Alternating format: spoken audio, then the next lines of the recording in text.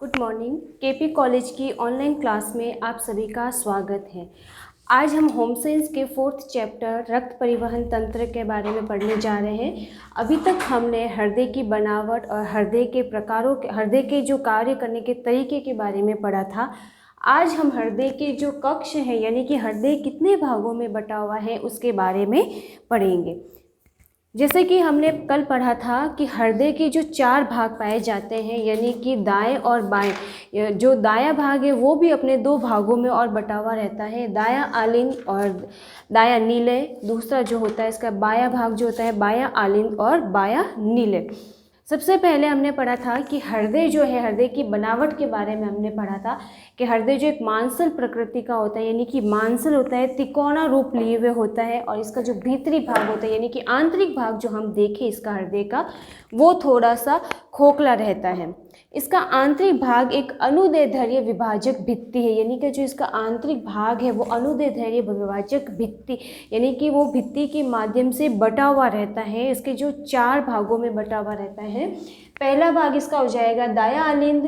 दूसरा इसका भाग होता है आलिंद के जस्ट नीचे वाला, उसके ठीक नीचे वाला दायां नीले। और जो दूसरा ऊपरी भाग होता है उसका होता है बायां आलिंद और बायां आलिंद के ठीक नीचे की ओर पाया जाता है बायां नीले। अब जो इस प्रकार के हृदय भाग में जो बाएं और दाएं 2 भाग बटे रहते हैं, इन दोनों भागों का अलग अलग अपना कार्य रहता है। हृदय के जो दाएं भाग है यानी कि जो दायां आलिंद है और जो दायां नीले हैं, इसमें अशुद्ध रक्त संचित रहता है। अशुद्ध रक्त जो दायां आलिंद और दायां नीले हैं इनके अंदर अशुद्ध रक्त यानी कि ऐसा रक्त जिसमें विषाक्तता पाई जाती है यानी कि उसका फिल्टर होना बहुत ज़रूरी होता है यानी कि उसको वापस से शुद्ध रक्त में बदलना बहुत ही ज़रूरी है, जो कि अभी तक हमारे शरीर के लिए अनुपयोगी होता है यानी कि अशुद्ध रक्त हमारे शरीर में किसी भी प्रकार से महत्वपूर्ण नहीं है। अब जो अशुद्ध रक्त है वो सिर्फ दाएं भाग में ही पाया जाता है यानी कि दायां आलिंद और दाएं नीले के अंदर, जबकि इसके बाएं भाग से शुद्ध रक्त परिवहित होकर महाधमनी से संपूर्ण शरीर में आता है। और जो 2 बाएं भाग हैं इनमें जो रक्त पाया जाता है वो रक्त होता है शुद्ध रक्त यानी कि ऐसा रक्त जो कि हृदय के माध्यम से शुद्ध होकर शरीर के विभिन्न हिस्सों में यानी कि शरीर के जितने भी भाग हैं उन सभी भागों में महाधमनी के माध्यम से वापस पहुँचाया जाता है। हृदय के दाएं एवं बाएं भाग को विभाजित करने वाली अनुदैर्ध्य विभाजक भित्ति एक दीवार की तरह कार्य करती है। हमने पढ़ा था कि जो हमारे जो हृदय का जो भाग है इस तरीके से 4 भागों में बटा है, दायां और बाएं भाग में।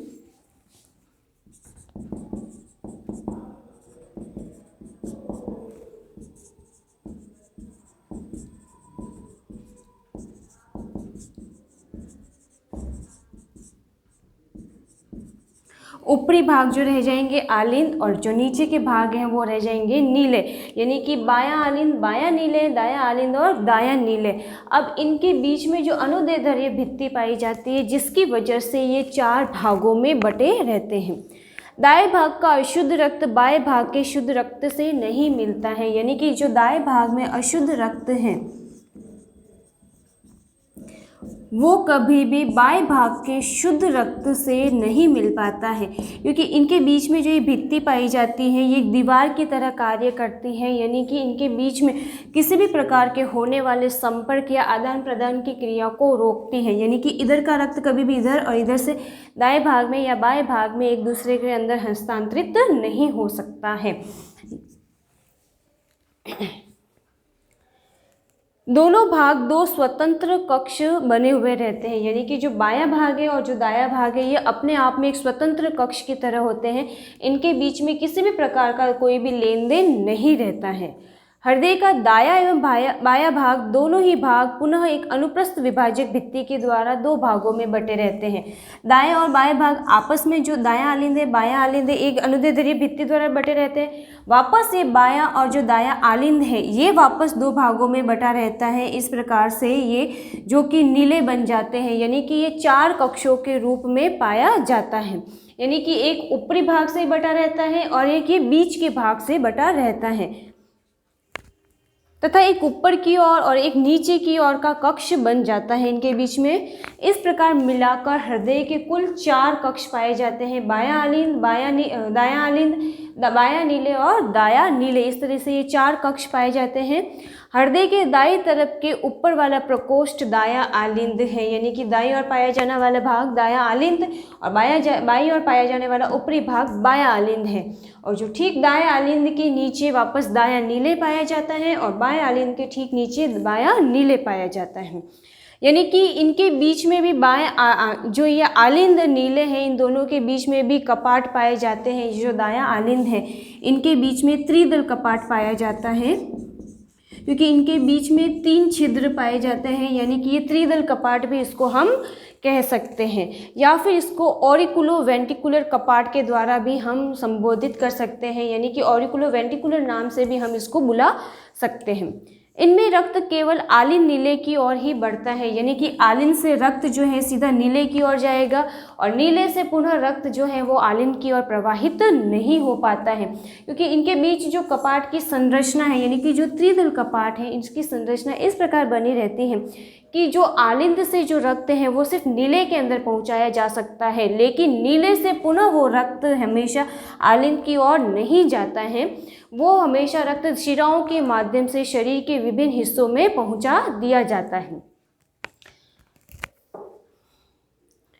जैसे त्रिदल का कपाट पल्ला मजबूती से बंद रहता है, यानी कि जो इनके बीच में त्रिदल कपाट पाए जाते हैं, इनका जो भाग है, जो छिद्र है, ये मजबूती से बंद हो जाते हैं ताकि ये कभी भी वापस नहीं खुलते हैं, यानी कि एक तरफा ही होते हैं। दाएं आलिंद से प्रेशर के माध्यम से रक्त जो है वो नीले के अंदर छोड़ दिया जाएगा, लेकिन नीले से वापस जो रक्त है वो ऊपर की ओर नहीं बह पाता है और आलिंद में कभी भी नहीं जाते हैं। यानी कि जो त्रिदल कपाट है वो हमेशा सिर्फ एक तरफा ही भूमिका निभाते हैं, यानी कि सिर्फ रक्त को आलिंद से नीले की ओर जाने देते हैं और नीले से आलिंद की ओर आने की इसमें किसी भी प्रकार की कोई भी व्यवस्था नहीं रहती है, क्योंकि ये जो कपाट है वो अपने आप में ऑटोमेटिक बंद हो जाते हैं।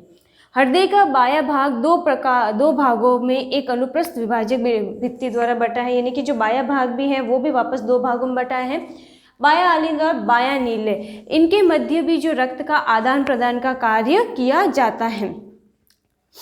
इनके मध्य में ऑरिकुलो वेंटिकुलर कपाट पाया जाता है। इनके जो बायां आलिंद है इनके बीच में 2 छिद्र वाले जो कपाट की व्यवस्था होती है, यानी कि इसको द्विदल कपाट भी कह सकते हैं। दाएं आलिंद के अंदर त्रिदल कपाट था और जो बाएं आलिंद के बीच में जो कपाट है वो द्विदल, यानी कि 2 छिद्रों वाला जो कपाट पाया जाता है। इसको माइट्रल कपाट भी हम कह सकते हैं। इसका जो दूसरा नाम है वो है माइट्रल कपाट। इसको हम माइट्रल कपाट के नाम से भी जान सकते हैं। यह द्विदल कपाट भी त्रिदल कपाट के तरह ही रक्त को केवल बाएं आलिंद से बाएं नीले की ओर जाने देता है, यानी कि जो ये द्विदल कपाट का कार्य है वो बाएं आलिंद से रक्त को सिर्फ बाएं नीले में पहुंचाने का ही करता है। इसमें भी इस प्रकार की कोई व्यवस्था नहीं है कि नीले से रक्त वापस आलिंद में जा सके, क्योंकि ये जो होते हैं वो सिर्फ आने के लिए ही इसमें आलिंद से रक्त को नीले में पहुंचाने का ही कार्य करते हैं। और इसकी बनावट इस प्रकार रहती है कि नीले से अगर रक्त का बहाव वापस आलिंद की ओर होता है तो ये कपाट बंद हो जाते हैं और वापस ऊपर की ओर रक्त को बहने से रोक देते हैं। अब इनमें रक्त वाहिनियों के माध्यम से, यानी कि जो रक्त वाहिनियाँ होती हैं वो मुख्य द्वार के द्वारा इनके जो प्रकोष्ठ होते हैं, यानी कि जो इनके ये जो 4 प्रकोष्ठ है आलिंद और नीले वाले, इनसे जो रक्त वाहिनियाँ जुड़ी रहती है जो कि पूरे शरीर में हमारे रक्त को पहुंचाने का कार्य करती हैं। उन्हीं के आधार पर इनको 4 भागों में बांटा है, बायां आलिंद, बायां नीले, दायां आलिंद और दायां नीले। अब आलिंद और नीले के बारे में हम अलग अलग से पढ़ेंगे। पहला है दायां आलिंद। दायां आलिंद जैसे कि नाम से दाईं ओर पाया जाता है इसलिए इसका नाम दायां आलिंद रहता है। दायां आलिंद हृदय के दाहिनी ओर का ऊपरी भाग होता है, यानी कि जो हमारा हृदय है, हृदय में दाएं भाग की ओर दायां जो हिस्सा रहता है हमारे हृदय के अंदर इस तरीके से, तो वो दाएं भाग में ऊपर की ओर जो पाया जाने वाला हिस्सा होता है। इसी में संपूर्ण शरीर का अशुद्ध रक्त संग्रहित होता है, यानी कि जो दायां आलिंद है इसके अंदर हमारे शरीर का जितना भी अशुद्ध रक्त है, अशुद्ध रक्त यानी कि जिसमें किसी प्रकार की विषाक्तता है, सूक्ष्म कण पाए जा रहे हैं, या जैसे कि कुछ बैक्टीरिया वगैरह उपलब्ध है, यूरिक अम्ल, एसिड वगैरह आदि भी पाए जाते हैं, जिसको अभी फिल्टर करना यानी कि छानना, उसको वापस प्योर करके शुद्ध रक्त में बदलने की ज़रूरत है। वो सारा अशुद्ध रक्त हमारे शरीर से, पूरे शरीर से होता हुआ आलिंद के अंदर पहुंचाया जाता है।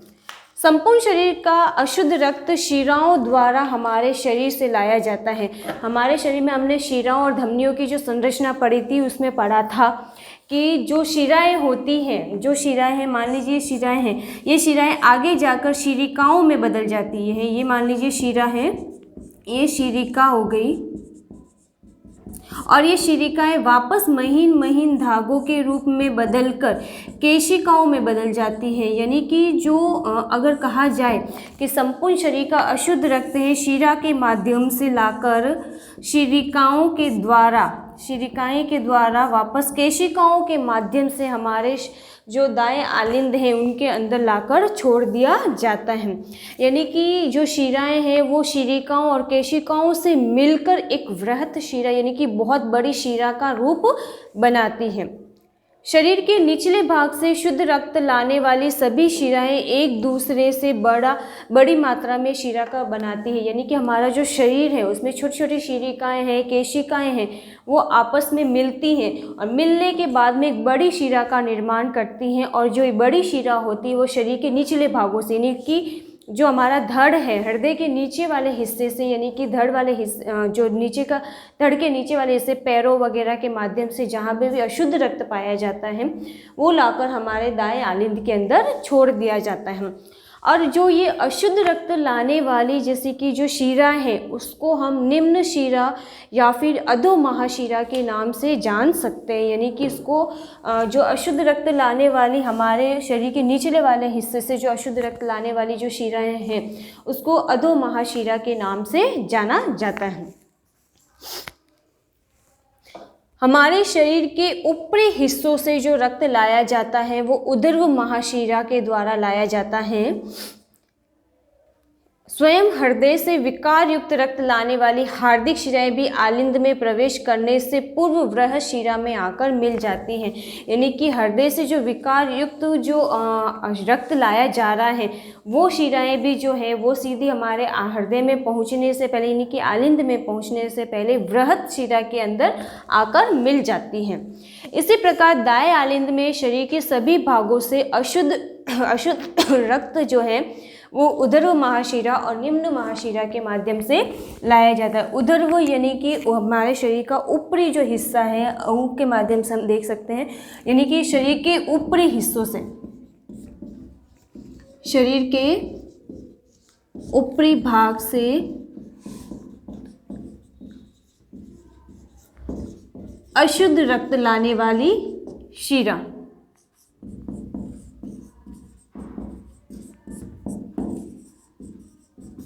और जो अधो महाशिरा है शरीर के नीचे वाले भागों से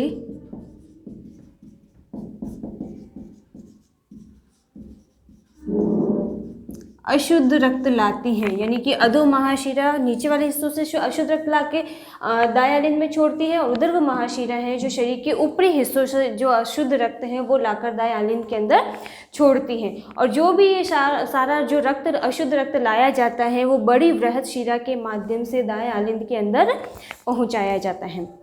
दायां आलिंद आकार में दाएं नीले से थोड़ा छोटा होता है। यानी कि जो आलिंद है वो नीले से थोड़ा छोटा होता है। इसका आकार हम देख सकते हैं, इधर भी मैंने छोटा बना के बताया है। जब दायां आलिंद अशुद्ध रक्त से भर जाता है तो इसमें संकुचन होता है। यानी कि जब शिराओं के माध्यम से अशुद्ध रक्त दाएं आलिंद के अंदर आता है, यानी कि ये पूरा भर जाएगा, तब इसमें संकुचन होगा। यानी कि संकुचन होना यानी कि ये अपने आप में सिकुड़ने लगेगा और दबाव डालेगा। अब जब कोई भी चीज़ सिकुड़ती है, अगर उसके अंदर कोई पहले से ही कोई तरल द्रव्य के रूप में जो रक्त भरा है वो अशुद्ध रक्त क्या करेगा, संकुचन के माध्यम से नीचे की ओर जो अपने कपाट होंगे उधर धक्का देना शुरू कर देगा और रक्त जो है अब इधर की ओर अपने कपाट की ओर धक्का देता है। धक्का देने की वजह से ये जो त्रिदल कपाट हैं वो आसानी से खुल जाते हैं। रक्त आलिंद से नीले में पहुंच जाता है। अब जैसे ही ये कपाट यहाँ से खुल जाएंगे तो जितना भी अशुद्ध रक्त है वो नीले के अंदर आकर जमा हो जाता है। रक्त आलिंद से नीले में पहुंचता है और नीले में रक्त भर जाने के बाद ये जो कपाट होते हैं वो वापस से बंद हो जाते हैं। यानी कि इन कपाटों की जो संरचना है इस प्रकार से बनी रहती है कि आलिंद से रक्त नीले की ओर तो जा सकता है, लेकिन नीले में आने के बाद जैसे जैसे रक्त का भराव होगा वैसे इन कपाटों पर ऊपर की ओर वापस दबाव डाला जाएगा, जिससे कि ये कपाट वापस ऊपर होकर बंद हो जाएंगे। यानी कि नीले से वापस रक्त को आलिंद में आने की कोई भी व्यवस्था इसमें नहीं रहती, यानी कि जाने से रोकते हैं। अब जो दाहिने आलिंद में केवल 3 छिद्र होते हैं, हमने पढ़ा था कि त्रिदल कपाट, क्योंकि इसमें 3 छिद्र पाए जाते हैं इनको त्रिदल कपाट के नाम से जाना जाता है। ये जो तीनों त्रिदल कपाट हैं उनको हम एक बार वापस पढ़ेंगे। पहला इसमें जो त्रिदल कपाट है वो है उदर्व महाशिरा का, दूसरा इसमें त्रिदल कपाट है वो है अधो महाशिरा का, और जो तीसरा इसमें है वो त्रिदल कपाट के छिद्र के नाम से ही जाना जाता है।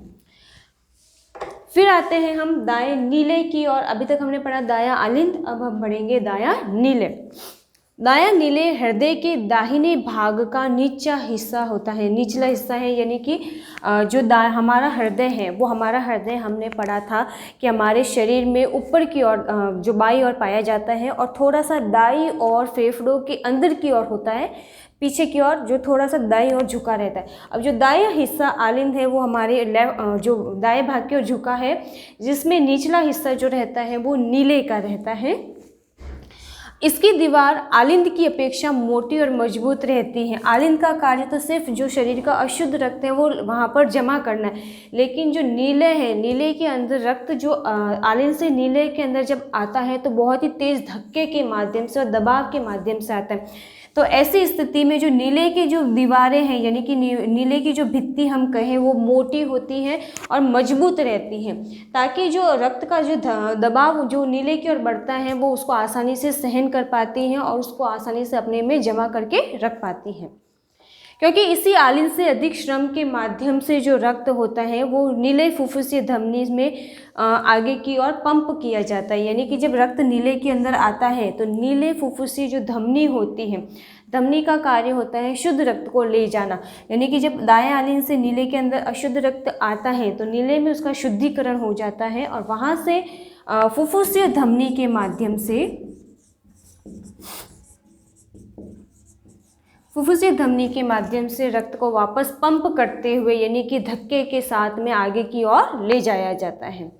जब दाएं नीले में दाएं आलिंद से अशुद्ध रक्त त्रिदल कपाट के छिद्र से होकर गिरता है तो नीले रक्त से भर जाता है। यानी कि जब आलिंद से रक्त नीले में आएगा तो नीले जो है वो रक्त के माध्यम से पूरा भर जाएगा, तो त्रिदल कपाट बंद हो जाएंगे। और जैसे ही रक्त का भराव होगा, जैसे जैसे ऊपर की ओर बढ़ेगा वैसे वैसे कपाटों को वापस ऊपर की ओर धक्का देगा और जो कपाट है वो आपस में बंद हो जाएंगे। नीले के दीवार से अंकुरक पेशियाँ आगे की ओर खूंटे के समान उठे होते हैं। यानी कि जो नीले में अंकुरक पेशियाँ होती है, यानी कि अंकुर के रूप में, अंगुलियों के उभार के रूप में निकली हुई रहती हैं, वो वापस अपने खूंटे के समान उठी हुई रहती है, यानी कि उभरी हुई रहती हैं। इन्हीं अंकुरक पेशियों से त्रिदल कपाट को बंद करने एवं खोलने वाले छोर कोड़ी टेंडिनी नामक धागे से बंधी रहती हैं।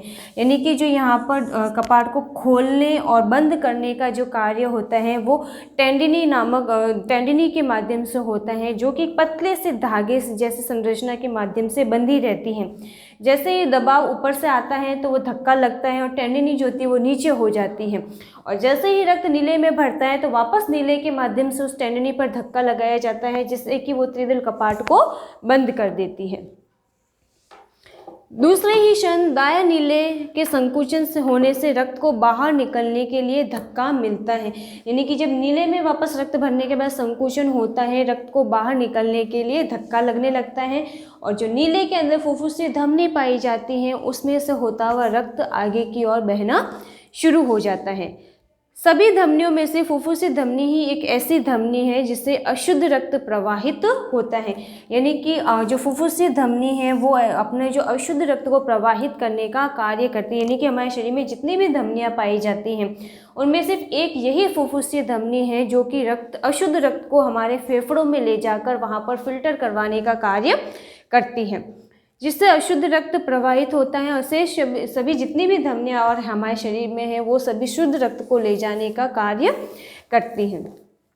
फुफ्फुसी धमनी भी आगे चलकर दो भागों में बट जाती हैं और दाएं और बाएं फेफड़ों में रक्त ले जाती है। यानी कि जो हमारा हृदय है वो फेफड़ों के नीचे की ओर थोड़ा दाईं ओर झुका रहता है।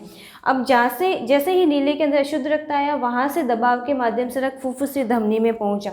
अब ये फुफ्फुसी धमनी जो हमारे फेफड़े होते हैं हमारे फेफड़ों के अंदर वापस दो भागों में बटी रहती है ताकि जो फुफ्फुसी धमनी से रक्त है दोनों फेफड़ों में समान मात्रा में पहुंचाया जाता है और फेफड़ों के अंदर जो होता है रक्त को वापस शुद्ध करने का कार्य किया जाता है।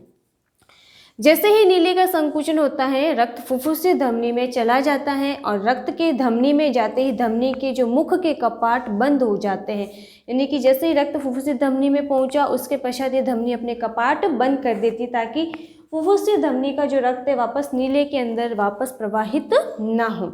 और वहाँ से जो ये धमनी है अपने रक्त को फेफड़ों के अंदर पहुँचाती है और फेफड़ों में रक्त का जो वापस फिल्ट्रेशन होता है यानी कि रक्त को शुद्ध किया जाता है।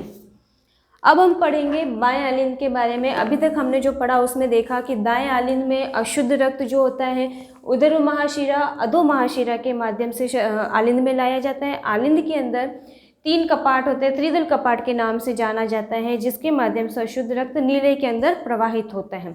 जैसे ही नीले में आता है नीले जोड़ के माध्यम से त्रिदल कपाट को वापस बंद कर देता है और अपने अशुद्ध रक्त को फुफ्फुसी धमनी से होता हुआ फेफड़ों में पहुंचाता है। और जैसे ही फुफ्फुसी धमनी के अंदर अशुद्ध रक्त पहुंचता है फुफ्फुसी धमनी नीले के द्वार को बंद कर देती है ताकि रक्त वापस नीले में ना जा सके और फुफ्फुसी धमनी से रक्त जो है फेफड़ों में पहुंचकर वहां पर शुद्धिकरण का कार्य किया जाता है। तो ये था दायां आलिंद और दाएं नीले की अभी तक का कार्य क्रिया विधि। अब हम पढ़ेंगे बायां आलिंद और बाएं नीले की जो है क्रिया विधि।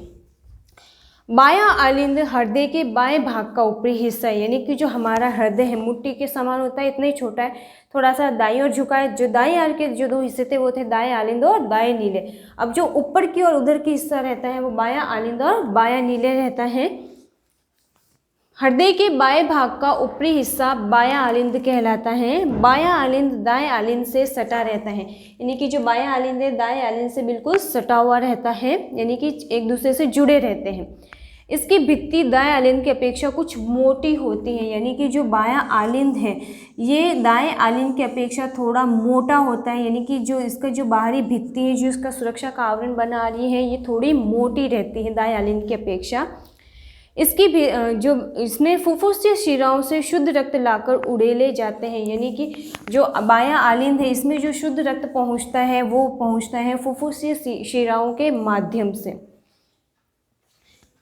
दाएं आलिंद में 4 फुफ्फुसीय शिराओं के मुख खुलते हैं, यानी कि जो बायां आलिंद है इसके अंदर 4 मुख्य फुफ्फुसीय शिराओं के जो द्वार हैं वो खुलते हैं, यानी कि 4 द्वारों के माध्यम से इसके अंदर शुद्ध रक्त को लाया जाता है, जिनमें से 2 शिराएं दाहिनी फेफड़ों से तो 2 शिराएं बाएं फेफड़ों से रक्त लाती हैं। हमने पढ़ा था कि जो अशुद्ध रक्त है वो फेफड़ों में शुद्धिकरण के लिए जाता है, वहाँ से जो शुद्ध रक्त होता है वो बाएं आलिंद में बाएं जो फेफड़े से 2 छिद्रों के माध्यम से पहुँचता है और जो दाएं जो फेफड़े हैं उसमें से भी 2 छिद्रों के माध्यम से यहाँ पर फुफ्फुसीय शिराओं के माध्यम से बाएं आलिंद के अंदर पहुँचता है।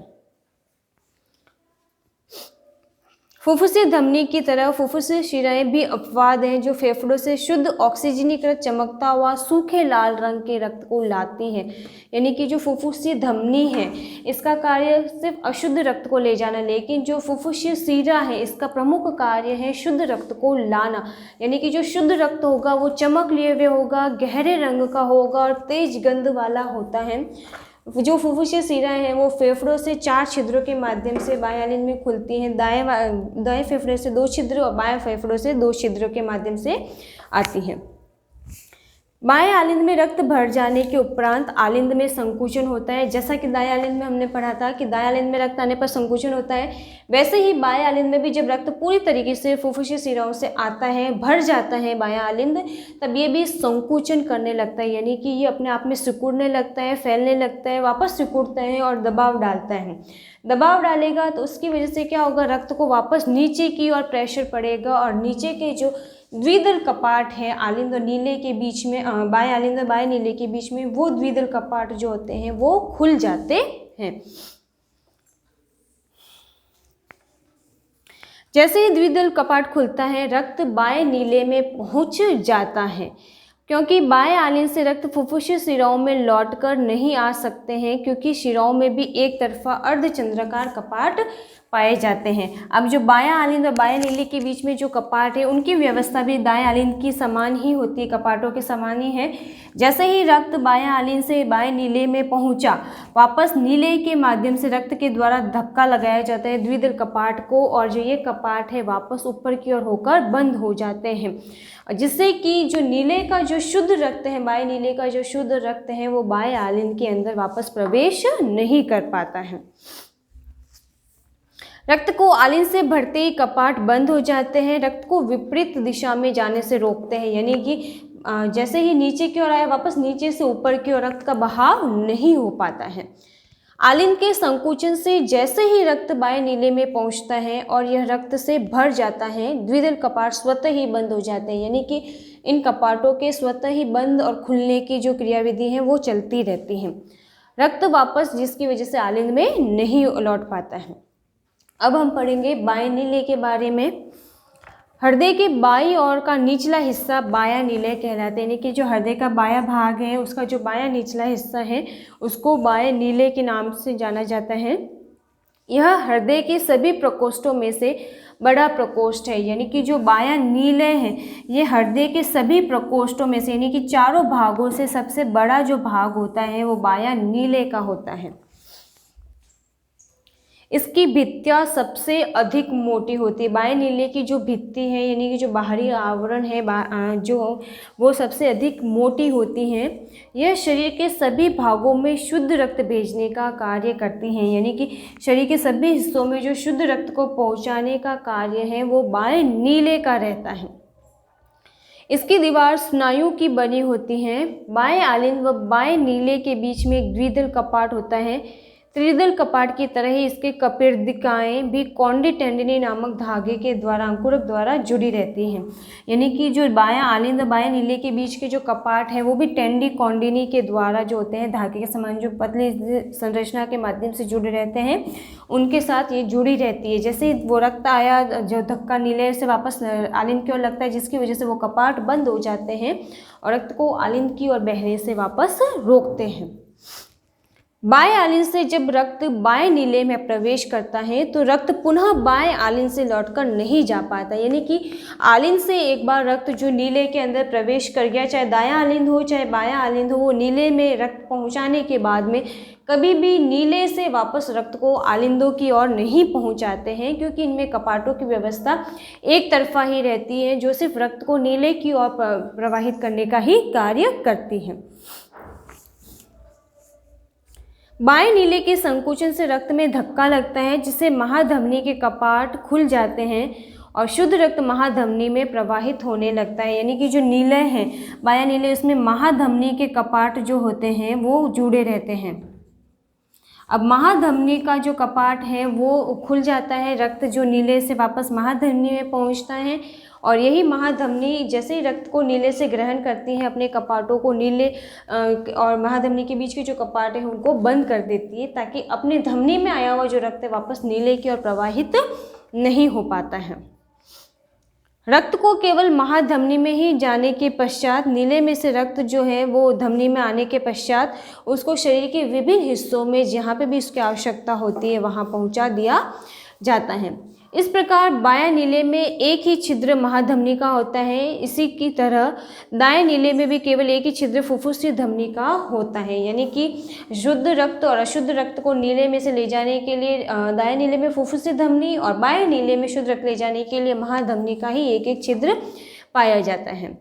इस प्रकार बायां नीले शरीर के सभी कोशिकाओं को पोषक तत्व तथा ऑक्सीजन प्रदान करने के लिए रक्त वितरण करने का एक महत्वपूर्ण एवं आवश्यक कार्य करता है। यानी कि जो बायां हिस्सा है हमारे हृदय का, उसमें हमेशा शुद्ध रक्त का शरीर के विभिन्न हिस्सों में पहुंचाने का कार्य किया जाता है। यानी कि जो रक्त हमारे शरीर के विभिन्न हिस्सों में पहुंचाया जाता है उसमें विभिन्न पोषक तत्व और ऑक्सीजन युक्त ऑक्सीजन जो गैस है वो रक्त के माध्यम से शरीर के विभिन्न हिस्सों में पहुंचा दी जाती है। यानी कि हमारे शरीर के विभिन्न हिस्सों का जो पोषण होता है वो बाएं भाग के, हृदय के जो बाएं भाग के माध्यम से ही पूरा किया जाता है।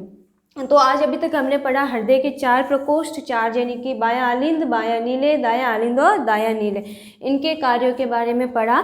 यानी कि किस प्रकार से ये आलिंद और नीले की क्रियाविधि होती है जिसमें हमारे रक्त का, शरीर का जो रक्त का शुद्धिकरण और शुद्ध रक्त को वापस शरीर में कैसे पहुंचाया जाता है। अब हम पढ़ेंगे हृदय की क्रियाविधि, यानी कि हृदय कैसे कार्य करता है। ये तो अभी तक हमने सिर्फ इनकी संरचना के बारे में पढ़ा था कि हृदय के जो 4 कपाट है वो किस रूप में पाए जाते हैं, कैसे कार्य करते हैं। अब पूरा हृदय अपने कार्य को कैसे प्रभावित करता है, किस प्रकार से करेगा, अगर हृदय कार्य नहीं करेगा तो हमारे शरीर पर क्या प्रभाव पड़ता है और अगर शरीर पर जो इससे क्या परिणाम देखे जा सकते हैं वो पढ़ेंगे। उसके अलावा जो हृदय सही प्रकार से कार्य करने पर हमारे शरीर के किन किन कार्यों को सुचारू रूप से वो करने में संपन्न करता है वे सभी पढ़ेंगे।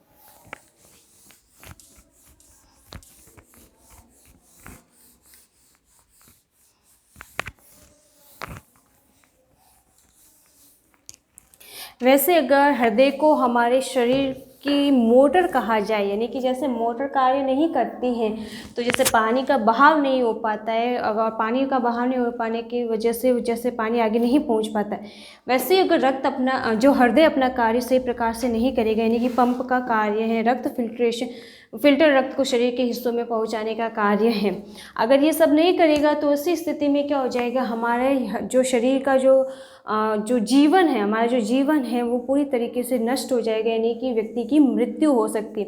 यानी कि हृदय का सुचारू रूप से अपना कार्य करना जरूरी है, तभी शरीर में क्या होता है, रक्त को पंप किया जाता है, यानी कि शरीर के विभिन्न हिस्सों में रक्त को पहुंचाया जाता है और हमारे शरीर का पोषण हृदय के माध्यम से ही हो पाता है।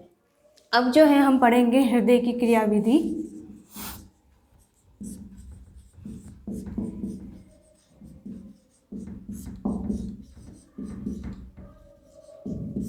क्रियाविधि यानी कि हृदय का कार्य करने का जो तरीका है, किस प्रकार से हृदय कार्य करता है। हृदय अपनी दीवार की पेशियों की सहायता से एक निश्चित अंतराल पर एक क्रमिक स्पंदन करता है, यानी कि जो हृदय है वो अपने जो बाहरी आवरण की जो दीवार है उनके माध्यम से, यानी कि वो जो दीवारों के साथ में अपने शरीर में एक निश्चित अंतराल पर, यानी कि एक निश्चित अंतराल कहे या एक निश्चित समय पर कहा जाए तो हृदय स्पंदन करना, स्पंदन का मतलब होता है धड़कने का कार्य करना, यानी कि जो हमारे धड़कन चल रही है वो हृदय के माध्यम से ही चल रही है, क्योंकि हृदय जो है अपनी जो दीवार है हृदय की उनके साथ में एक निश्चित समय पर धड़कने का कार्य करता रहता है, जिसे हृदय की धड़कन हम कह सकते हैं। स्पंदन करना यानी कि हृदय की धड़कन कह सकते हैं, यानी कि हृदय धड़कता है। वैसे हृदय 1 मिनट में 72 बार धड़कता है अगर देखा जाए तो।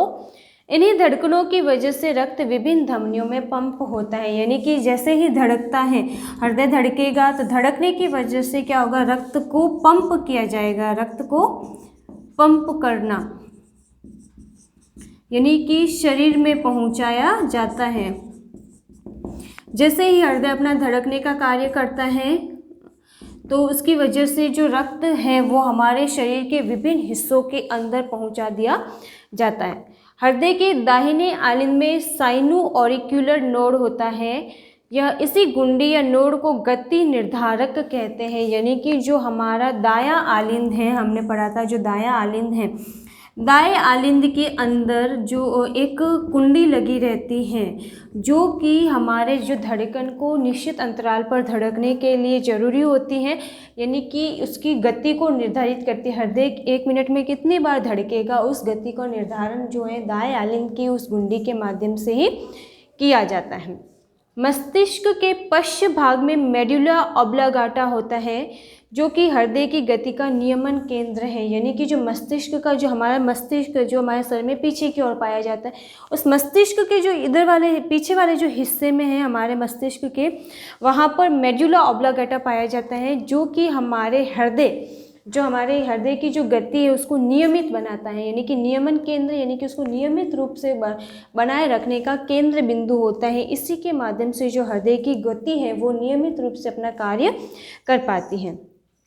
यहीं से 2 जोड़ी तंत्रिकाएं निकलती हैं जो हृदय में जाती हैं। एक जोड़ी तंत्रिका हृदय गति को मंद करती है, यानी कि जो हमारा मेडुला ऑब्लांगाटा वाला जो हिस्सा है मस्तिष्क का, वहाँ से 2 जोड़ी तंत्रिकाएं निकलती हैं। ये तंत्रिकाएं जो होती है इसमें से जो एक जोड़ी तंत्रिका है, यानी कि 2 जोड़ी यानी कि 4 हो जाएगी, आपस में 2-2 का जो ग्रुप रहता है इसके अंदर, उसमें से जो एक जोड़ी की जो तंत्रिकाएं हैं वो जाकर हृदय की गति को मंद करती हैं, यानी कि एक जोड़ी तंत्रिका हृदय गति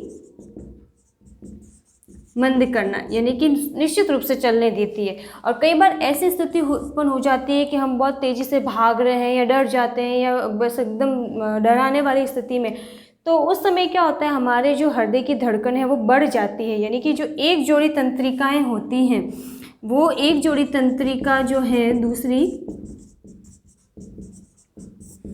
वो गति को बढ़ा देती है, यानी कि अधिक कर देती है।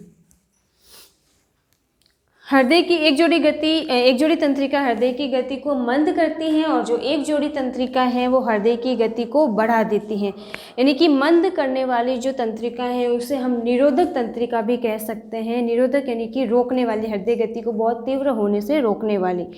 और ये दोनों तंत्रिकाएं जो होती हैं वो साइनो ऑरिक्यूलर नोड पर जाकर समाप्त हो जाती हैं, यानी कि साइनो ऑरिक्यूलर नोड जो है वो हमारे दाएं आलिंद पर पाया जाने वाला हिस्सा होता है जो कि हृदय की गति को इसके माध्यम से निर्धारित करता है। इन तंत्रिकाओं से जब प्रेरणा साइनो ऑरिक्यूलर नोड या गुंडी में पहुंचती है तो एक प्रकार की लहर प्रदान करती हैं। जैसे कि हमने देखा होगा कि कई बार जैसे कि हम किसी भी जैसे कि हमारे स्कूल में या जैसे कि घंटी बजाई जाती है तो घंटी पर जैसे ही मारा जाता है उसके माध्यम से तो उसमें से कुछ वाइब्रेशन निकलती है बहुत ही तेज़, जैसे कि वाइब्रेशन के साथ में आवाज़ भी निकलती है और कुछ जैसे कि हम उसको छूकर देखें तो हमको अलग एक वाइब्रेशन दिखाई देती है। तो उसी प्रकार जो ये गुंडी होती है साइनो ऑरिक्यूलर गुंडी है वहाँ पर कंपन पैदा होता है। अगर वाइब्रेशन देखा जाए तो एक कंपन पैदा होता है और लहरों के माध्यम से उस आवाज़ को आगे की ओर पहुंचाया जाता है। जैसे पानी में देखा जाए कि हम पत्थर फेंकते हैं तो उसकी वजह से वो लहरों में एकदम से आगे की ओर प्रभावित होती है, यानी कि कंपन देखते हैं हम, उसी प्रकार का इनमें भी कंपन पाया जाता है जो पहले दाहिने आलिंद में फिर बाएं आलिंद में जाती है, यानी कि जो ये कंपन होता है वो दाहिने आलिंद से बाएं आलिंद की ओर जाता है। इनके सिकुड़ने से अंतरा आलिंद पट्टी में जो दूसरी गुंडी है जिसे ऑरिक्यूलो वेंटिकुलर गुंडी कहते हैं वो उत्तेजित हो जाती है, यानी कि साइनो ऑरिक्यूलर गुंडी से जो वो कंपन था वो दोनों आलिंद से होता हुआ ऑरिक्यूलो वेंटिकुलर गुंडी की ओर पहुँच जाता है और उसको भी उत्तेजित कर देता है, यानी कि उसमें भी कंपन को शुरू कर देता है। यह उत्तेजना बंडल ऑफ हीज के द्वारा नीले में पहुंचती है, यानी कि जो आलिंद से आई हुई जो कंपन है या उत्तेजना है वो आलिंद से दोनों आलिंदों से होती हुई नीले की ओर पहुंचती है। फलतः नीलयों में संकुचन होता है जिसकी वजह से नीले क्या होता है आपस में संकुचित यानी कि इकट्ठा होना शुरू करते हैं, संकुचित हो जाते हैं। बंडल ऑफ हीज में दो शाखाएं होती हैं। ये दोनों शाखाएं क्रमशः बाएं व दाएं नीले में आकर खुलती हैं, जो पुनः कई शाखाओं में बट जाती हैं। यानी कि जो कंपन हुआ था दोनों नीले में पहुंचा, और जो बंडल ऑफ द हीज है वो आगे जाकर दो शाखाओं में और दो शाखाओं से और आगे की ओर जो नई शाखाओं में बदल जाता है। आलिंदों और नीले के संकुचन में क्षणिक अंतर होता है। यानी कि आलिंद और जो नीले हैं उनके दोनों के मध्य जो संकुचन होता है, उन दोनों संकुचन में कुछ अंतर पाया जाता है। यानी कि पहले जो आलिंदों में संकुचन होता है, उसके बाद वहाँ से जो उत्तेजना है वो निकलती है और वेंट्रिकुलर जो ऑरिक्यूलर गुंडी है उसमें पहुंचाई जाती है, और वहाँ से ऑरिक्यूलो वेंट्रिकुलर जो गुंडी है वहाँ से वो जो उत्तेजना है वापस नीले के अंदर पहुंचाई जाती है। यानी कि जो हृदय की हम नॉर्मल जो बनावट अगर देखी जाए तो इस तरीके से होती है। अब जो इसमें जो चार भाग है, आलिंद और ये हो जाएंगे नीले, ये बाएं हैं और ये दाएं हैं। अब इसमें क्या होता है, जैसे ही जो सेंटिकुलर जो साइनो ऑरिकुलर जो गुंडी से जो उत्तेजना आई वो पहले आलिंद में इधर पहुंची, दोनों आलिंदों से होती हुई वापस जो ऑरिकुलर वेंट्रिकुलर गुंडी के माध्यम से नीले में पहुंची। यानी कि सबसे पहले जो संकुचन हुआ दोनों आलिंदों के मध्य हुआ, यानी कि उनका संकुचन पहले पूरा चालू हो जाता है। उसके बाद में जो उत्तेजना है नीले में पहुंचती है और नीले के अंदर में भी वो जो संकुचन है वो शुरू हो जाता है। यानी कि इनमें दोनों में कुछ ही क्षण का अंतर पाया जाता है, जिससे कि साइनो ऑरिकुलर गुंडी से प्रेरणाओं को ऑरिक्यूलर वेंट्रिकुलर गुंडी तक जाने में थोड़ा सा समय लगता है। यानी कि जो साइनो ऑरिकुलर गुंडी है या आलिंदों की जो साइनो ऑरिकुलर गुंडी है, वहाँ से जो उत्तेजना या जो सूचना आई है वो नीले की ओर पहुँचने में कुछ ही क्षण का यानी कि कुछ सेकंडों का अगर जो समय है वो देखा जाता है, इसमें थोड़ा सा समय लग जाता है। हृदय में इसी प्रकार संकुचन एवं शिथिलन होता रहता है। यानी कि हृदय जो है उसमें इसी प्रकार का संकुचन यानी कि इकट्ठा होना और वापस विमोचन यानी कि फैलने की जो क्षमता है उसमें वापस पाई जाती है। यानी कि एक बार सिकुड़ता है, एक बार फैलता है, एक बार सिकुड़ता है और एक बार फैलता है। ये दोनों संकुचन तथा शिथिलन मिलकर एक पूरा हृदय स्पंदन बनाते हैं। यानी कि ये जो दोनों संकुचन और जो शिथिलन की जो क्रिया है जब वो सुचारू रूप से होती रहती है तो उसी के माध्यम से हृदय जो है वो धड़कने का कार्य करता है। अब जो दोनों आलिंदों के यहाँ पर जो गुंडी पाई जाती है वो है साइनो ऑरिक्यूलर गुंडी, और जो नीचे नीले की ओर पाई जाती है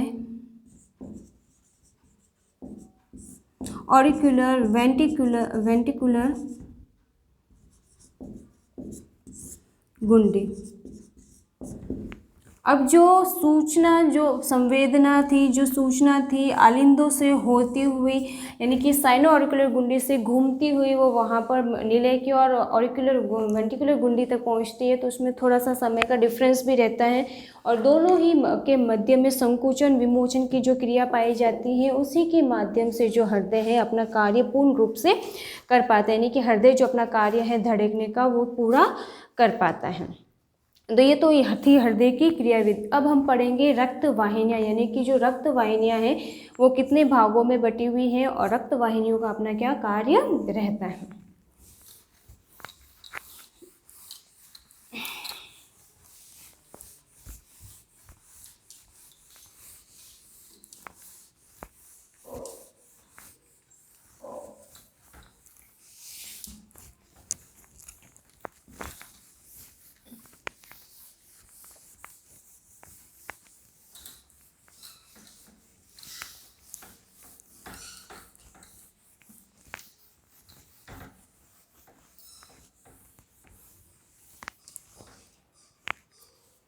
अब आ जाएगी रक्त वाहिनियाँ।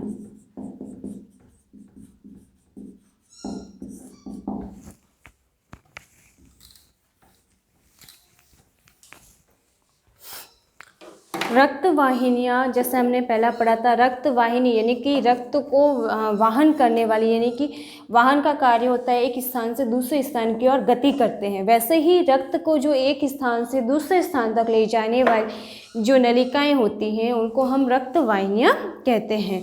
रक्त वाहिनियाँ रक्त ले जाने वाली, रक्त ले जाने वाली नलिकाएं भी इनको हम कह सकते हैं। इनका प्रमुख कार्य है रक्त को लाने और ले जाने का। हृदय से रक्त लाने और ले जाने का कार्य रक्त वाहिनियाँ करती हैं। रक्त वाहिनियों को रक्त वाहिकाएँ भी कहते हैं। जो रक्त वाहिनियाँ हैं उसको रक्त वाहिकाएँ भी कहा जा सकता है, जिनको एक स्थान से दूसरे स्थान पर रक्त को ये पहुँचाती हैं। ये खोखली नली जैसी होती है, यानी कि जो नलिकार होती हैं और अंदर से ये खोखली होती है, इसमें किसी भी प्रकार का कोई भी भराव नहीं होता, यानी कि जो पाइप, पानी की जो पाइप है ये जो हम देखते हैं उसी के समान ये बनी होती हैं, जिससे होकर रक्त शरीर में प्रवाहित होता है। जो इन्हीं नलिकाओं के माध्यम से या इन्हीं वाहिकाओं के माध्यम से रक्त का प्रवाह होता है। ये रक्त वाहिनियाँ जो शुद्ध ऑक्सीजनेटेड रक्त को शरीर के सभी अंगों, यानी कि जो रक्त वाहिनियाँ हैं ये जो रक्त ले जाती हैं वो रक्त प्लस ऑक्सीजन जो दोनों का संचित रूप होता है, यानी कि दोनों का जो सम्मिलित रूप है। ऑक्सीजनेटेड रक्त यानी कि जिस शुद्ध रक्त जिसमें ऑक्सीजन गैस पाई जाती है, वो नलिकाओं के माध्यम से हमारे शरीर के जितने भी हिस्से हैं, हमारे शरीर के कोशिका हैं, उत्तक हैं, अंग हैं या हमारा पूरा तंत्र कहा जाए, उनमें ये पहुंचाया जाता है। जिनके माध्यम से पहुंचाती है उनको कहा जाता है धमनियाँ, तथा वे रक्तवाहिनियाँ जो शरीर के अशुद्ध या विकार्य रक्त को हृदय की ओर तथा हृदय में लाती हैं उनको कहा जाता है शिराएं। शुद्ध रक्त लाने का कार्य जो करती हैं वो हो जाएगी धमनियाँ, यानी कि जो धमनियाँ हैं वो हमारे शरीर में, पूरे शरीर में शुद्ध रक्त को पहुँचाती हैं, पूरे शरीर के अंदर। और जो शरीर का अशुद्ध रक्त जो होती है वो शिराओं के द्वारा हमारे हृदय के अंदर लाकर छोड़ दिया जाता है। यानी कि दो तरह की नलिकाएं पाई जाती है, रक्तवाहिनियाँ होती हैं धमनी और शिरा के रूप में। धमनी का जो प्रमुख कार्य है वो हृदय से शुद्ध रक्त को शरीर के सभी हिस्सों में पहुंचाना, और जो शिरा है उनका प्रमुख कार्य होता है शरीर का जितना भी अशुद्ध रक्त है वो हृदय के अंदर लाकर छोड़ देना। धमनी जो होती हैं हृदय से रक्त को समस्त शरीर में वितरित करने वाली वाहिनियाँ धमनी कहलाती हैं। धमनी शुद्ध रक्त का संवहन करती है, यानी कि धमनी का जो कार्य है शुद्ध रक्त को लाने और पहुंचाने का जो हमारे शरीर में कार्य होता है। हृदय से बाहर रक्त ले जाने वाली जितनी भी वाहिनियां हैं उनको हम धमनी के नाम से जानते हैं, क्योंकि ये जो धमनियां हैं वो फेफड़ों में पहुंचती, फेफड़ों से की ओर जाती हैं और उन्हीं में फुफ्फुस से धमनी के रूप में इनको जाना जाता है। धमनियों में हमेशा ही ऑक्सीजनेटेड रक्त जो होता है वो प्रवाहित होता है, यानी कि धमनियों में जो शुद्ध रक्त होता है, जो ऑक्सीजन युक्त जो रक्त है वो प्रवाहित होता है। परंतु फुफ्फुस से धमनी इसका अपवाद है, और जो फुफ्फुस से धमनी होती है उसका जो अपवाद इसलिए कहा जाता है क्योंकि वो सिर्फ अशुद्ध रक्त को ही जो हमारे हृदय के अंदर ले जाने का हमारे हृदय के अंदर वहाँ से अशुद्ध रक्त को लेकर फेफड़ों में लाने का कार्य करती है। हृदय के बाएं नीले से धमनी प्रारंभ होती है जिसको महाधमनी के नाम से जाना जाता है, यानी कि हृदय से एक जो धमनी प्रारंभ होती शुरू होती है उसको महाधमनी कहते हैं। यह हृदय से शुद्ध रक्त लेकर संपूर्ण शरीर के सभी ऊतकों एवं कोशिकाओं को वितरित करने का कार्य करती है, यानी कि जो महाधमनी है उसका कार्य होता है कि शुद्ध रक्त को लेकर हमारे शरीर में कोशिकाओं और ऊतकों तक उसको पहुँचाया जाता है। यह सबसे चौड़ी नलिका होती है, जो महाधमनी है वो सबसे चौड़ी है और सबसे अधिक मोटी 1 इंच मोटी होती है और मजबूती लिए हुए और थोड़ी लचीली होती है। यह शरीर के भीतरी भागों में रहती है। ये जो धमनी है वो शरीर के भीतरी भाग के अंदर रहती है। इसकी भित्ति मोटी, मजबूत और लचीली रहती है। महाधमनी आगे चलकर कई शाखाओं में बट जाती है जिसे धमनियाँ कहते हैं, यानी कि जो महाधमनी है वो आगे जाकर धमनी जो है आगे जाकर धमनियों में बदलती है और इनकी जो आगे शाखाएं निकलती हैं वो बारीक जो धमनिकाएं होती हैं या धमनिका की केशिकाएं भी उनको कह सकते हैं। धमनिकाएं या केशिकाएं, यानी कि आगे से आगे ये महीन जालों के रूप में और फैली रहती हैं और सभी केशिकाओं जो कि समस्त जल शरीर में जल के रूप में समान रूप से फैली हैं, जो महाधमनी धमनिकाओं के रूप में, धमनिकाओं से केशिकाओं के रूप में शरीर में फैले थे, एक जाल सा बनाती हैं। अब ये क्या करती है, शुद्ध रक्त को जो है हमारे शरीर के विभिन्न कोशिकाओं के अंदर पहुंचाती है और अपना कार्य जो है संपूर्ण रूप से पूरा करती हैं। धमनियाँ जिन जिन अंगों में जाती हैं उन्हीं अंगों के नाम पर इनका अपना नाम दिया गया है। जैसे वक्ष की ओर जाने वाली तो उरोध धमनी के नाम से जानी जाती हैं, और जांघ की ओर जाने वाली धमनी को भी जैसे है, जांघ की ओर जाने वाली धमनी को उरोध धमनी कह सकते हैं, और जो हमारे आमाशय की ओर उदर की ओर जाने वाली धमनी को उदर धमनी के नाम से भी जाना जाता है। और व्रत की ओर जाने वाली धमनी को व्रक धमनी के नाम से हम जान सकते हैं। हृदय के दाहिने नीले से एक धमनी निकलती है जिसे फुफ्फुसीय धमनी कहते हैं, यानी कि जो हृदय का जो दाहिना भाग है, दायां आलिंद दायां नीले वाला जो भाग है, उसमें से एक धमनी निकलती है, उसको फुफ्फुसीय धमनी कहते हैं। बाएं नीले से निकलने वाली धमनी को कैरोटिक सिस्टेमिक धमनी चाप कहते हैं, यानी कि जो बाएं आलिंद नीले से निकलने वाली धमनी है उसका नाम है कैरोटिक सिस्टेमिक धमनी चाप। इस प्रकार हृदय से मुख्य दो धमनियाँ निकलती, एक होती है फुफ्फुसीय धमनी और जो दूसरी रहती है वो कैरोटिक सिस्टेमिक धमनी चाप होती है।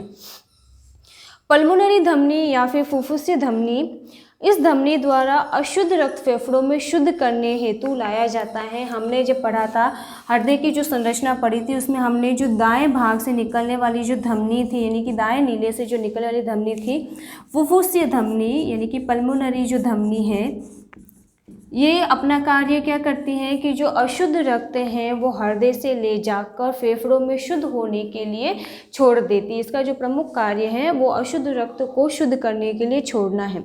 ये धमनियाँ नीले से निकलकर बाईं ओर घूम जाती हैं और दो भागों में बाईं और दाईं पल्मोनरी धमनियों में बट जाती हैं, यानी कि जो फुफ्फुसीय धमनी है ये आगे जाकर दो हिस्सों में बट जाती हैं, यानी कि बाएं और दाएं दो हिस्सों में बट जाती है, ताकि ये आगे जाकर बाएं फेफड़ों में और दाएं फेफड़ों से जाकर जुड़ जाती है, जिससे कि दोनों फेफड़ों में ये अशुद्ध रक्त को पहुँचाकर शुद्धिकरण का कार्य पूरा करवाने में लगी रहती है। अगली जो धमनी है वो है कैरोटिक सिस्टेमिक धमनी चाप। ये धमनी शुद्ध रक्त को शरीर के सभी भागों में पहुंचाती है, यानी कि महाधमनी, परंतु इस धमनी द्वारा फेफड़ों में शुद्ध रक्त नहीं पहुंचाया जाता है, यानी कि ये धमनी जो होती है शुद्ध रक्त को फेफड़ों में नहीं पहुंचाती है। यह धमनी हृदय के बाएं नीले से निकलकर हृदय को पृष्ठ तल पर पहुंचकर एक जोड़ी हृदय धमनियों में बट जाती हैं, यानी कि बाएं नीले से निकलने के पश्चात ये धमनी आगे जाकर अन्य जो धमनी में वापस बदलती एक जोड़ी यानी कि दो भागों में बट जाती हैं, जो हृदय को शुद्ध रक्त देती है, यानी कि जो हृदय को अंदर शुद्ध रक्त को लाने का कार्य करती है। इसके बाद चाप के मोड़ पर यह दो और भागों में बढ़ जाती हैं। पुनः इससे जो शाखाएं निकलती हैं जो शरीर के विभिन्न अंगों में शुद्ध रक्त को ले जाने का कार्य भी करती हैं, यानी कि जो महाधमनी है आगे जाके दो जोड़ी धमनियों में बदल जाती है। उसके पश्चात जो वो धमनियाँ है वापस नई शाखाओं में केशिकाओं में बदल जाती हैं और शरीर में रक्त को ले जाने का पूरा कार्य करती हैं। अभी आता है आगे जाके हम पढ़ेंगे अभी शिराएं। शिराएं जो होती हैं उनका कार्य होता है हृदय की ओर रक्त ले जाने वाली जो वाहिनियाँ होती हैं उनको शिराओं के नाम से जाना जाता है, यानी कि धमनियाँ जो होती है वो फेफड़ों की ओर रक्त को ले जाती हैं और जो शिराएं हैं वो जो होती है हृदय में शुद्ध रक्त को लाती हैं। हृदय या उसकी ओर रक्त ले जाने वाली जो रक्त वाहिनियाँ होती हैं उनको शिराओं के नाम से जाना जाता है, यानी कि जो शिराएं हैं वो हृदय की ओर रक्त को ले जाती हैं और हृदय में रक्त को ले जाकर छोड़ देती हैं। इसी कारण फेफड़ों से जो शुद्ध होने के पश्चात जो रक्त चारों और रक्त वाहिनियों के द्वारा बाएं आलिंद में पहुंचता है वे फुफ्फुसीय शिराओं के माध्यम से पहुंचता है, यानी कि जो हृदय में शुद्ध रक्त जो फेफड़ों में जो शुद्ध रक्त मिला वहाँ से जो रक्त है उनको वापस हृदय के अंदर जो पहुंचाया जाता है वो शिरा जो फुफ्फुसी जो शिराएं हैं उनके माध्यम से पहुंचाया जाता है। शिराओं में हमेशा ही शुद्ध एवं अशुद्ध एवं विकारयुक्त रक्त प्रवाहित होता है, यानी कि जो शिराएं हैं उनके अंदर हमेशा विकारयुक्त दूषित जो रक्त होता है वो प्रवाहित होता है। यह शरीर के अशुद्ध रक्त को हृदय की ओर ले जाती है, यानी कि जितने भी शरीर का अशुद्ध या दूषित विकारयुक्त रक्त है वो अपने में ये शिराएं लाकर शरीर से लाकर ये हमारे जो हृदय है उसमें फिल्ट्रेशन के लिए छोड़ देती हैं। परंतु फुफ्फुसीय शिराएँ भी अपवाद हैं, क्योंकि इसमें हमेशा ही शुद्ध रक्त प्रवाहित होता है। महाधमनी की तरह महाशिराएँ भी आगे चलकर पतली पतली शाखाओं में परिवर्तित हो जाती हैं। यानी कि महाधमनी की तरह जो शिराएँ हैं वो शिराएँ भी आगे जाकर 2 शाखाओं में बदल जाएगी, और इन शाखाओं से वापस जो अलग अलग केशिकाएँ निकलती हैं, यानी कि शिराओं से शिरिकाएँ और शिरिकाएँ से केशिकाओं के रूप में ये बट जाती है, और शरीर में वापस ये एक जाल के रूप में, पतली पतली शाखाओं के रूप में या जाल के रूप में हमारे शरीर में बिखरी रहती हैं। इसलिए अगर इन्हें ध्यान से देखा जाए तो पता चलता है कि जहाँ केशिकाएं अंत होती हैं वहीं से शिराएँ जो हैं प्रारंभ होती हैं, यानी कि जहाँ पे केशिकाओं का अंत होगा वहाँ से वापस शिराएँ निकलना शुरू हो जाती हैं। केशिकाओं का अंत ही शिराओं का उद्गम स्थान है, यानी कि जहाँ केशिकाएं खत्म हुई वहाँ से शिराओं की वापस उत्पत्ति होना शुरू हो जाती है। शिराओं की दीवार पतली होती है, यानी कि जो शिराएँ हैं वो बहुत ही पतली दीवार, यानी कि पतली झिल्ली के द्वारा बनी होती हैं। हृदय की और रक्त के प्रवाह को गतिशील बनाए रखने के लिए शिराओं के मध्यांतर पर कपाट लगे होते हैं, यानी कि जो शिराएं हैं इनकी जो गति हृदय की ओर बनी रहे, इनके लिए जो शिराओं में मध्य की ओर, अंदर की ओर छोटे छोटे कपाट पाए जाते हैं, जो कि इनकी गति को बनाए रखने के लिए जरूरी होते हैं। ये कपाट अर्धचंद्राकार होते हैं। इनके कपाट हृदय की दिशा में ही खुलते हैं, यानी कि जो शिराओं के जो कपाट होते हैं वो हृदय की ओर खुलते हैं, जिससे कि जितना भी अशुद्ध रक्त है वो हृदय के दाएं भाग में पहुंचा दिया जाता है और विपरीत दिशा में इनको वापस प्रवाहित नहीं होती। जैसे ही ये कपाट हृदय के अंदर की ओर खुलते हैं और वापस इनमें हृदय से शिराओं की ओर खुलने की कोई भी व्यवस्था नहीं होती है, क्योंकि एक बार जो शिराओं से जो अशुद्ध रक्त हैं वो हृदय के दाएं भाग में पहुंच गया तो वहां से वापस जो दाएं भाग से अशुद्ध रक्त है वो वापस शिराओं के अंदर नहीं जा सकता है। यानी कि इनके अंदर अगर देखा जाए जो कपाट की व्यवस्था है वो इस प्रकार है कि एक तरफा ही रहती है, यानी कि एक बार किसी चीज़ को वो पहुंचा देती हैं तो वापस अपने अंदर उन चीज़ों को आने नहीं देती हैं। सामान्यतः शरीर में शिराओं की स्थिति त्वचा के समीप ही रहती है, यानी कि जो हमारे शरीर में जो शिराओं की जो स्थिति है वो हमारी त्वचा के समीप है, यानी कि बिल्कुल त्वचा से ये जुड़ी रहती है। इसका ज्ञान त्वचा को ध्यानपूर्वक देखने से पता चलता है। ये त्वचा के ऊपरी भाग पर अशुद्ध रक्त को संवहित करती हुई नीले रंग की शिराएं दिखाई देती हैं, यानी कि हमारे शरीर में जब हम ध्यान से देखें तो नीले रंग की जो हमें लाइनें या हल्की सी धारियाँ दिखाई देती हैं वे सभी शिराएं हैं, क्योंकि जो इन शिराओं में जो अशुद्ध रक्त पहुंचता है वो थोड़ा सा नीलापन लिए हुए, बैंगनीपन लिए हुए रहता है। इन्हीं के माध्यम से हम पता लगा सकते हैं जो हमारे शरीर में, हम अगर ध्यान से आप लोग देखोगे तो अपने शरीर में नीले रंग की पतली पतली धारियाँ दिखाई देती हैं, यानी कि शिराएं हैं वो अशुद्ध रक्त से भरी हैं। और जो लाल रंग की जो लाइनें दिखाई देती हैं वो होती है धमनिकाएँ, जो कि शुद्ध रक्त से भरी हुई रहती हैं। शिराओं में पेशियां तथा लचीले ऊतक कम होते हैं, यानी कि शिराओं के अंदर जो पेशियां हैं और लचीले ऊतक है, यानी कि इनको फैलने सिकुड़ने की जो क्षमता रहती है वो थोड़ी कम रहती है। इनमें इलास्टिक जो तंतु हैं वो कम पाए जाते हैं, इसलिए इन्हें आसानी से दबाया जा सकता है। अगर इनको जो इलास्टिक तंतु वगैरह जो होते हैं उनको अगर दबाया जाए तो आसानी से दब तो जाते हैं ये। इनमें रक्त दबाव भी कम होता है, यानी कि इनको जो रक्त को आगे की ओर बहने के लिए जो दबाव चाहिए होता है वो भी शिराओं में थोड़ा कम होता है। शरीर के विभिन्न अंगों से अशुद्ध रक्त शिराओं द्वारा एकत्रित होता है, यानी कि शरीर के जितने भी हिस्से हैं उनमें से जो अशुद्ध रक्त है वो जो सारा रक्त है वो शिराओं में ही जमा किया जाता है, जो एक महाशिरा द्वारा हृदय के दाहिने आलिंद में डाला जाता है। यानी कि जो महाशिरा, सभी शिराएं जुड़कर एक महाशिरा का रूप बनाती हैं और उसी महाशिरा द्वारा वो रक्त जो है हमारे हृदय के अंदर पहुंचा दिया जाता है, यानी कि हृदय के दाएं आलिंद के अंदर पहुंचा दिया जाता है। ये शिराएं भी आगे जाकर उदर्व महाशिरा और अधो महाशिरा 2 भागों में बटी रहती हैं। उदर्व महाशिरा जो है वो हमारे शरीर के निचले हिस्सों से अशुद्ध रक्त को लाती हैं और अधो महाशिरा जो है वो रक्त के और जो हमारे शरीर के ऊपरी हिस्से हैं वहाँ से अशुद्ध रक्त को लाती हैं। रक्त वाहिनियाँ जो हैं उनकी आंतरिक बनावट भी होती है, वो 3 भागों में बटी रहती हैं, यानी कि बाहरी परत, मध्य परत और अंत परत, 3 परतों के रूप में ये बटी हुई हैं। अब जो ये केशिकाएं हैं, इन केशिकाओं का जो प्रमुख कार्य रहता है वो है हमारे शरीर के विभिन्न अंगों तक भोजन को पहुंचाने का, यानी कि जो रक्त के माध्यम से विभिन्न पोषक तत्वों को शरीर के हिस्सों में पहुंचाया जाता है। उसके अलावा इसका जो पोषक तत्व हैं वो ग्रहण किए जाते हैं, यानी कि जो केशिकाएं हैं वो रक्त के माध्यम से शरीर के विभिन्न हिस्सों में रक्त को पहुंचाती हैं और वहां पे पोषण वो उनको प्रदान करती हैं। तो ये आज का हमारा जो रक्त वाहिनियों का टॉपिक था वो पूरा हुआ। अगर आपको किसी भी प्रकार की कोई क्वेरी है तो आप इस नंबर पर कॉन्टेक्ट कर सकते हैं। Thank you.